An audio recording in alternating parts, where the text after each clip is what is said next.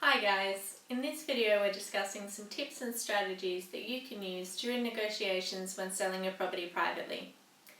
Firstly, you should understand that a quick negotiation is a good negotiation.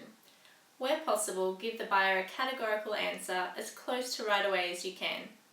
When you can't give an answer right away, still respond promptly, advising the exact time frame in which you will be able to give an answer.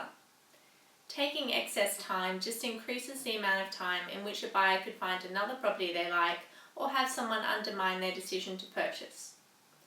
Where possible, try to speak to people directly rather than emailing or texting. You should also be extremely contactable during this time. We don't recommend attempting to play hard to get unless you're really sure of what you're doing and are willing to walk away. A common situation is that buyers will ask fishing questions to determine your lowest price instead of making an actual offer. So you need to be aware of how to deflect these questions and put the onus back on the buyer.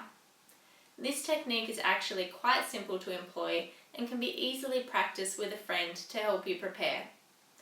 When the buyer pushes you for your absolute bottom line, you simply deflect the question and repurpose it back to them.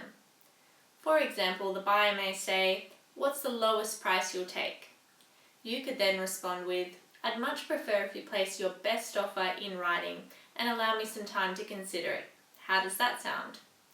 If they still push you for a ballpark figure, you could say, "I do understand that you need a ballpark, and that's why I've set the price where it is. I feel it's a price that's fair, but it doesn't mean that I won't listen to offers. If you don't agree with my assessment, then I'd like you to make your own assessment, and then I can quickly consider it." Be sure to retain clarity and a level of seriousness in the situation.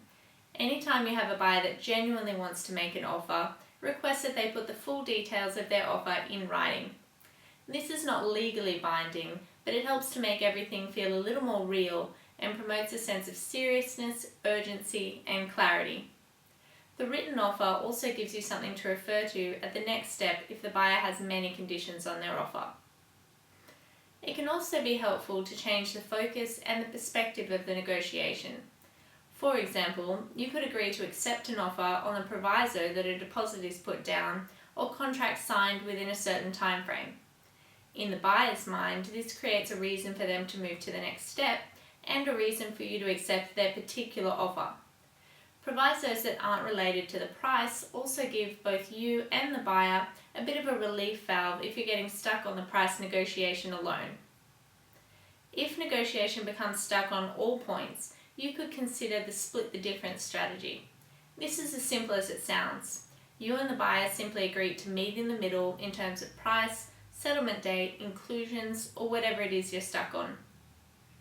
A good negotiation is about trying to create a win-win scenario, not about one side getting everything that they want. A little bit of compromise goes a long way to ensuring a successful negotiation with both parties walking away satisfied. This is where you need to focus on your bottom line and your key priorities. Finally, keep things professional. Your demeanor with the buyer should be confident, polite, and positive. You should never personally attack a buyer over their offer. If you feel affronted by something a buyer has said, always respond calmly and politely, even if you need to wait to do so. The last thing you want to have happen is for the negotiation to fall apart because the buyer has made an ill-thought remark on your choice of carpet. Remember, this is one of the biggest purchases most people will ever make, so tensions can run high. With these tips and strategies in hand, you'll be well prepared for a smoother negotiation. But if you do get stuck, don't forget help is always available at PropertyNow.com.au.